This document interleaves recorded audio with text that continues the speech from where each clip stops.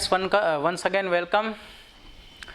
हम last lecture में जो लास्ट टॉपिक की बात कर रहे थे, सॉल्यूशन के बारे में, कैसे इंटरनेट सिक्योरिटी को जो है वो सॉल्व किया जाए, वो हमने एसएसएल तक बात की थी। तो ये 4 पॉइंट जो है, जो सॉल्यूशन के है, ये टोटल 4 पॉइंट के प्लस 1 पॉइंट अगर है, आपको अगर नोट किया हो आपने, 1 पॉइंट जो है वहाँ पे मिस हो गया था।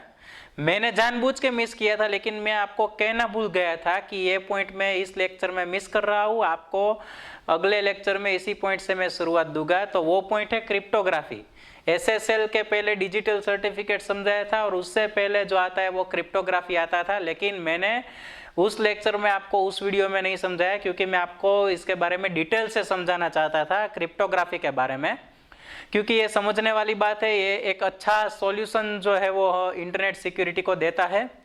तो मैं आपको इस पॉइंट से ये समझा कर ये लेक्चर की शुरुआत करना चाहूँगा, फिर हम आगे का पॉइंट जो है वो देखेंगे। तो क्रिप्टोग्राफी का ये मीनिंग होता है कि हमारे मैसेज जो हम किसी को भेजना चाहते हैं तो उनको ही पता चले कि हमने क्या लिखा है। अगर मैं हेलो लिखना चाहूँ, just I want to send the message of hello, then जिसको मैं भेजना चाहूँ उसको ही पता चलना चाहिए कि हेलो मैसेज भेजा है। तो इसके लिए क्या करूंगा मैं प्रोसेस, कि हेलो को मैं किसी और वर्ड में जो है वो फिट कर दूंगा। हेलो के अलावा किसी डिजिट आएगी, ठीक है, हेलो के अलावा किसी डिजिट अगर मैं रख दूंगा तो ये डिजिट कैसे जनरेट होगी। देखो, ABCD जो है हमारे पास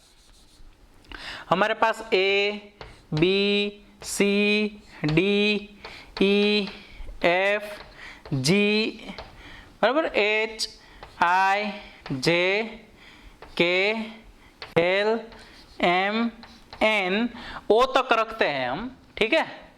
ये हमारे पास O तक का जो अल्फाबेट्स है हमारे पास। तो अगर मैं किसी को हेलो भेजना चाहूँगा, देखिए यहाँ से मैं थोड़ा ऐसा जो है वो कर देता हूँ ताकि डिस्टर्ब ना हो। तो A को मैं दूंगा 2, B को मैं दूंगा 4, C को दूंगा 6, ये increment by 2, we can continue increment by 2, 6 after the 6 8, thereafter 10, thereafter 12, thereafter 14, thereafter ये क्या है H, 14 के बाद 16, 16 के बाद 18, 20, 22, 24, 26, 28, 30, ये O है, ठीक है। ये अच्छा, A B C D E F G H I J K L M N O, यहां तक पता चल गया। मैंने हर एक कैरेक्टर को इंक्रीमेंट बाय 2 से डिजिट जो है वो असाइन किया है, ठीक है। A को मैंने 2 असाइन किया, B को 4, O तक, हमें O तक ही जरूरत है एग्जाम्पल के लिए, इसलिए मैंने यहाँ तक ही रखा है। तो O तक मैंने इंक्रीमेंट बाय 2, 2, 4, 6, 8, 10, 12, 14, 16, 18, 20, 22, 24, 26, 28 और 30, ठीक है। इंक्रीमेंट बाय 2 जो है वो मैंने सभी अल्फाबेट में असाइन कर दिए। और अब मैं हेलो मैसेज जो है वो सेंड करना चाहता हूँ मेरे फ्रेंड को, हेलो मैसेज। तो अब मैं हेलो नहीं लिखने वाला, मैं क्या लिखूंगा, H की जगह पे क्या है, कोडवर्ड मेरा H की जगह पे 16 है, ठीक है। तो 16 और उसके बाद क्या है E, तो E जो है उस पे का क्या है 10, ठीक है। तो यहाँ पे 10, ओके। और फिर L, तो L जो है वहां पे 24 है, 2 बार L है इसलिए 2 बार 24, 24। और O जो है वहां पे क्या है 13। तो मैं इतना ही लिख के मेरे फ्रेंड को भेजूंगा, ताकि कोई बीच में से मेरा मैसेज हैक करके जान ना जाए कि मैंने हेलो भेजा है मैसेज में। अब क्वेश्चन ये आपको होना चाहिए कि मेरे उस फ्रेंड को कैसे पता चलेगा कि इसका मीनिंग हेलो ही है, राइट। उसको तो पता चलना चाहिए, वरना उसको भी नहीं पता चलेगा तो वो ये क्या 16, 20 ये क्या भेजा, ठीक है। तो उसके लिए मैं की पॉइंट जो है वो उसको भेजूंगा, एक कीवर्ड भेजूंगा उसको। वो की के हेल्प से जो मैं उसको की भेजूंगा, by the help of this की ही will very well know about this code word and easily convert the original message from this code word. तो मैं की कैसे भेजूंगा, मैं नीचे लिखूंगा, ये सब लिख के नीचे मैसेज में मैं ऐसा लिखूंगा a इक्वल टू 2, कि मैंने स्टार्ट किया है 2 से, अल्फाबेट है ए, यानी कि वो पहचान जाएगा कि अल्फाबेट है।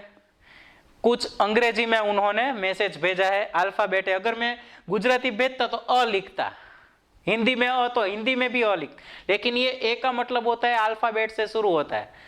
और इक्वल टू मैंने 2, यानी कि ये पहले अल्फाबेट को मैंने 2 से असाइन किया है, और दूसरी में जो की दूंगा ये हिंट दूंगा, की यानी कि हिंट, मैं ये हिंट दूंगा इंक्रीमेंट बाय 2, इंक्रीमेंट बाय 2।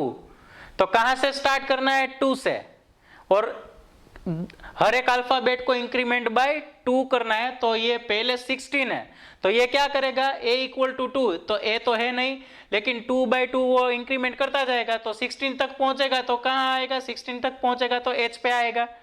ये देखेगा कि a इक्वल टू 2 है, तो 2 के बाद क्या आता है, 4 आता है, 4 में b होगा, 6 में c होगा, 8 में d होगा। ये मेरा फ्रेंड जो है वो इंक्रीमेंट करता जाएगा, तो 16 जब ये आएगा तो उसके सामने क्या होगा, h, तो उसको ये क्या पहचानेगा, h। और फिर वो क्या देखेगा, 10, तो 10 में वो a से स्टार्ट करेगा, 2 4 6 8 10, तो 10 में क्या होगा, e। तो ऐसे करके वो सभी मैसेज जो है वो मेरा इंक्रीमेंट 2 करके वो पहचान लेगा कि मेरे फ्रेंड ने मुझे हेलो भेजा है। तो इसको बोलते हैं क्रिप्टोग्राफी। पता चला what is cryptography, what is the meaning of cryptography. Yes, अब हम थियोरेटिकल पॉइंट पे आते हैं। अपने प्रैक्टिकली सीख लिया व्हाट इज क्रिप्टोग्राफी, तो इस मैसेज को हम हेलो को हम कोड वर्ड में ऐसे फिट करेंगे, फिर कोड वर्ड और हिंट यानी कि की जो है वो हम अपने फ्रेंड को भेजेंगे। तो इस की के बारे में जो है वो किसी और बीच में से नहीं कोई जान सकता ज्यादा से ज्यादा। तो ऐसे सिक्योरली मैसेज जो है उस भेजने की टेक्निक है, इनको क्रिप्टोग्राफी बोलते हैं। तो क्रिप्टोग्राफी में 2 तरह की प्रोसेस होती है, एक होती है एनक्रिप्शन, दूसरी होती है decryption. Not a description, decryption, decryption, description नहीं, ठीक है। तो एंक्रिप्शन और डिक्रिप्शन। तो एंक्रिप्शन क्या चीज है, एंक्रिप्शन जो है वो प्लेन टेक्स्ट, पहले मैंने हेलो को किस में कन्वर्ट किया, कोड वर्ड में, तो हेलो मेरी क्या हुई, प्लेन टेक्स्ट हुई, बराबर। हेलो मेरी प्लेन टेक्स्ट हुई, तो ये मेरी प्लेन टेक्स्ट है। हेलो जो है ये मेरी क्या हुई, प्लेन टेक्स्ट, એટલે કે ओरिजिनल टेक्स्ट, ओरिजिनल टेक्स्ट हुई, ठीक है। और ये मैंने जो की है 16, उसके बाद 10, उसके बाद क्या है वो 24, उसके बाद लास्ट में 30, तो वो क्या हुई मेरी साइफर टेक्स्ट। साइफर टेक्स्ट यानी कि कोड वर्ड। तो एंक्रिप्शन जो है ये 2 प्रोसेस है, प्रोसेस का नाम दिया गया, क्रिप्टोग्राफी की 2 प्रोसेस है। अगर आपको क्रिप्टोग्राफी चाहिए तो आपको ये 2 प्रोसेस करनी पड़ेगी। पहले क्या होता है, एनक्रिप्शन होता है, फिर डिक्रिप्शन होता है। हमेशा पहले ये सीक्वेंस जो है वो अचीव करनी है। The first process is encryption and then after the process comes description, sorry decryption, maybe description, decryption, ठीक है। तो एनक्रिप्शन की प्रोसेस क्या इंडिकेट्स करती है हमें, encryption it is the process of conversion of plain text to cipher text, plain text को cipher text में कन्वर्ट करना, तो उसको क्या बोलते हैं, encryption. Plain text original message को कोडवर्ड में कन्वर्ट करना, इसको बोलते हैं एनक्रिप्शन। कोडवर्ड यानी कि साइफर टेक्स्ट, ओरिजिनल टेक्स्ट को साइफर टेक्स्ट એટલે કે प्लेन टेक्स्ट को साइफर टेक्स्ट में कन्वर्ट करना, इसको बोलते हैं एनक्रिप्शन। और इससे उल्टा ये एनक्रिप्शन कौन करेगा, मैं करूंगा। जो मैसेज भेजता है वो करता है एनक्रिप्शन। मैं मैसेज भेजना चाहता हूं हेलो, तो मैं एनक्रिप्ट करूंगा मैसेज को, क्या हेलो को किस में ट्रांसफर करूंगा, ये डिजिट में। तो मैंने क्या किया, ओरिजिनल मैसेज को डिजिट में कन्वर्ट किया। तो plain text to cipher text मैंने कन्वर्ट किया, तो इस प्रोसेस का नाम है एनक्रिप्शन, जो कि मैं मैसेज भेजूंगा मैं करूंगा। और दूसरी जो प्रोसेस है वो क्या है, उससे उल्टी डिक्रिप्शन, वो कौन करेगा, जिसको मैसेज मिलेगा वो जो पढ़ने वाला है मेरा मैसेज, वो ये प्रोसेस जो है वो करेगा। तो ये प्रोसेस इससे उल्टी है। इसमें क्या होता है, ओरिजिनल टेक्स्ट को कोडवर्ड यानी कि साइफर टेक्स्ट में कन्वर्ट करता है, और ये जो है वो साइफर टेक्स्ट को की मदद से, हिंट की मदद से, by the help of this की, बराबर, ये हिंट की मदद से कोडवर्ड को फिर हेलो में ट्रांसफर करेगा। यानी कि साइफर टेक्स्ट को प्लेन टेक्स्ट में ट्रांसफर करने की प्रोसेस को डिक्रिप्शन कहते हैं। साइफर टेक्स्ट को प्लेन टेक्स्ट यानी कि ओरिजिनल टेक्स्ट में कन्वर्ट करने की प्रोसेस को डिक्रिप्शन कहते हैं। एनक्रिप्शन यानी कि plain text to cipher text, देखो मैंने लिखा हुआ है plain text to cipher text, और डिक्रिप्शन यानी cipher text to plain text. Isn't it? आपको समझ में आ गया होगा क्रिप्टोग्राफी की जो मैंने प्रोसेस दोनों आपको समझे। तो आपको अब क्रिप्टोग्राफी के बारे में क्या याद रखना है, what is encryption, what is decryption, what is plain text, what is cipher text। ये चार कंसेप्ट जो है आपको याद रखना, चारों के बारे में आपको पता चल गया। साइफर टेक्स्ट यानी कि कोड वर्ड,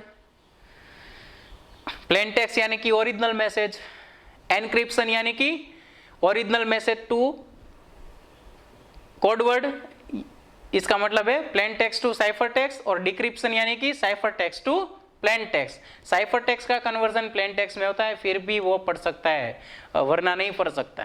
ठीक है, तो ये हमारी क्रिप्टोग्राफी। और अब हम आगे का पॉइंट जो है वो देखने वाले हैं, हमारा कंटिन्यू करते हैं इस लेक्चर का।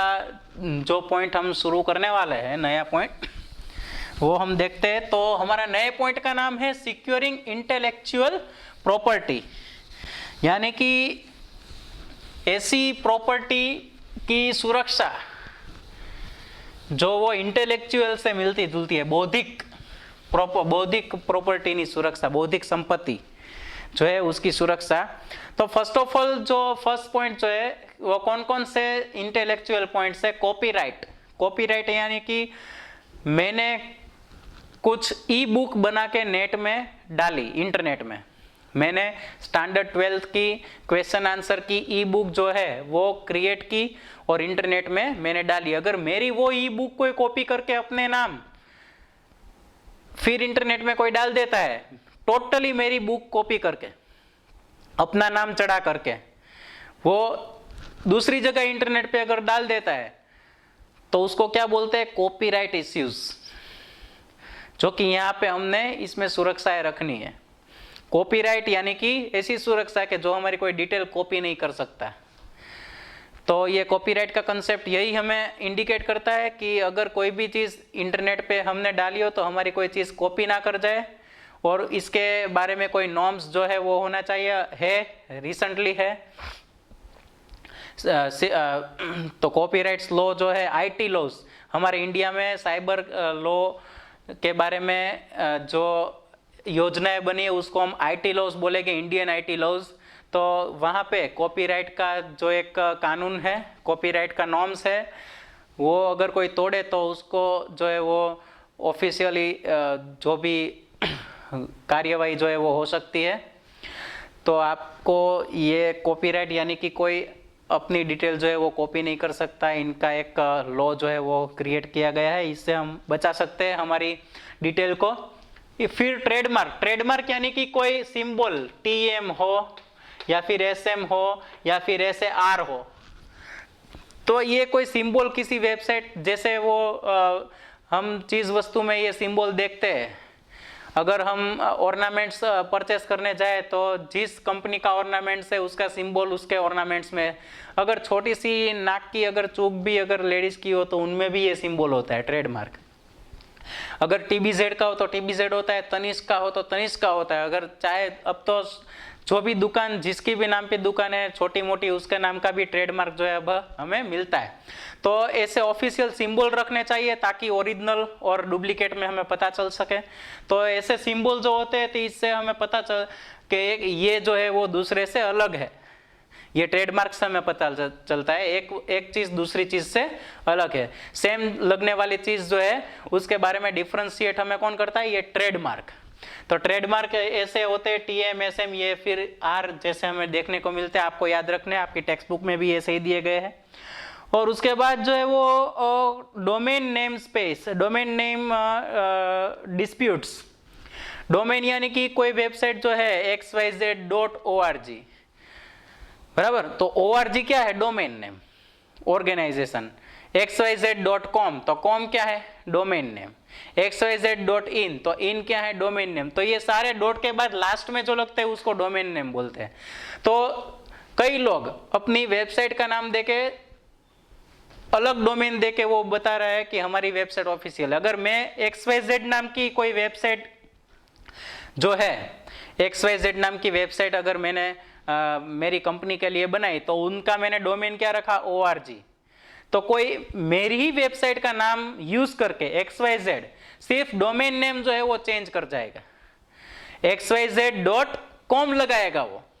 तो हमारे जैसे कॉमन मैन को अगर डोमेन का नॉलेज नहीं है, हमें तो है, आपको भी, आप ना जो प्रेजेंट जनरेशन जो है वो तो ब्रिलियंट है, लेकिन काफ़ी सारे लोग जो है इनमें जो है वो कंफ्यूज हो जाते हैं, या फिर पता नहीं चलता सच्ची कौन सी वेबसाइट है।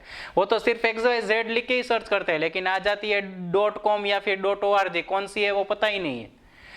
तो ऐसे डोमेन नेम से लेकर जो सिक्योरिटी का प्रॉब्लम होता है, तो ये डोमेन के लॉज जो है वो बदलने से या फिर स्ट्रिक्ट करने से कि भाई ये कंपनी इस स्टैंडर्ड की है तो उसे यही डोमेन मिलेगा, तो डोमेन के नाम से, अगर किसी ऑर्गेनाइजेशन है तो ऑर्गेनाइजेशन का ही डोमेन उसको मिलेगा।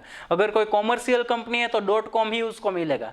अगर इंडिया की कंपनी है तो .in ही उसको मिलेगा। अगर एजुकेशन की कंपनी है तो .edu का डोमेन ही उसको मिलेगा, दूसरा कोई डोमेन नहीं मिलने वाला। अगर ऐसा हो जाए तो ये जो प्रॉब्लम है वो सोल्व हो जाता है कि डोमेन जो है वो रिलेटेड अगर दिए जाए तो जो है वो ये प्रॉब्लम सोल्व हो सकता है। अगर एजुकेशन की साइट को मैं .com दे दूं तो ये प्रॉब्लम जो है वो ज़्यादा से ज़्यादा कंफ्यूज होता जाएगा, लेकिन एजुकेशन की साइट को .edu डोमेन ही देना चाहिए। तो ये डोमेन की वजह से जो प्रॉब्लम है। और उसके बाद स्टेनोग्राफी। स्टेनोग्राफी यानी कि एक इंफॉर्मेशन जो है इसके ऊपर हम दूसरी कोई इंफॉर्मेशन डाल दे, छुपा दे, ओरिजिनल इंफॉर्मेशन छुपाने की बात, वन टाइप्स ऑफ क्रिप्टोग्राफी। अगर आपने अभी समझा कि भाई कोई प्लेन टेक्स्ट को साइफर टेक्स्ट में हम छिपा दे तो उसको बोलते हैं स्टेनोग्राफी, ठीक है। कोई पासवर्ड के पीछे छुपा दे हम, अगर हमारे किसी का ईमेल आता है, ईमेल में पहले हम कोड वर्ड डालें तो ही हमें डिटेल जो है वो मिलती है। कई सारे व्हाट्सएप में एनिमेटेड मैसेज भी आते हैं, अगर आप अपना नाम इनमें डालो या फिर जो भी मैसेज भेजने वाला ने जो कहा है कि आप ये डालेंगे तो ही ये मैसेज खुलेगा, तो ये की आप अगर डालोगे तभी मैसेज खुलेगा, ठीक है। हम कई सारे में देखते हैं कि पिन नंबर हम डालते हैं तो भी ये ओपन होते हैं, कैप्चा आता है, कैप्चा डालते हैं तभी ये ओपन होता है। तो ये सब क्या है, स्टेनोग्राफी है। अगर ये जो इन्फॉर्मेशन है इसके पीछे ओरिजिनल इन्फॉर्मेशन है तो ये इन्फॉर्मेशन पहले हम डालेंगे, फिर हमें ओरिजिनल इन्फॉर्मेशन जो है वो दिखाई देगी, तो इसको बोलते हैं स्टेनोग्राफी। और उसके बाद डिजिटल वाटरमार्किंग। तो वाटरमार्किंग के बारे में भी आप सब फैमिलियर है कि कोई डॉक्यूमेंट आपने जनरेट किया हो तो वाटरमार्किंग का सिस्टम जो है वो MS वर्ड यानी कई सारे डॉक्यूमेंट्स एडिटर में होते हैं। तो वाटरमार्किंग का फायदा हमें होता है कोई हमारा कॉपी नहीं कर सकता, और सारे पेज में, पूरे पेज में हमारा जो भी हम वाटरमार्क में नाम लिखते हैं वो हमारा नाम जो है वो दिखाई देता है। आपको प्रैक्टिकली जो है वो ज्यादा आपको पता चलेगा, MS वर्ड में ये ऑप्शन आता है, ठीक है, कि हम कोई भी डॉक्यूमेंट को वाटरमार्क में जिसका भी नाम लिखे वो नाम जो है वो अच्छी तरह से हम वो कोई कॉपी नहीं कर पाता है, ठीक है। तो ऐसा कोई वाटरमार्किंग का कंसेप्ट जो है वो किसके लिए, अगर कोई हमारा डिटेल जो है वो डेटा कॉपी ना हो जाए इसके लिए रखा गया है। तो ये लेक्चर में हम इतना ही रखेंगे। अब लास्ट पॉइंट हमारा इस लेक्चर का बाकी है जो काफ़ी थोड़ा डिटेल में हमें समझना है। इसके लिए मैं ये पॉइंट जो है payment in e-commerce and m-commerce, तो मैं ये नेक्स्ट लेक्चर में रखता हूँ। तब तक के लिए आप यहाँ तक का ज़रूर पढ़ना और अंडरलाइन करते रहना। नमस्कार।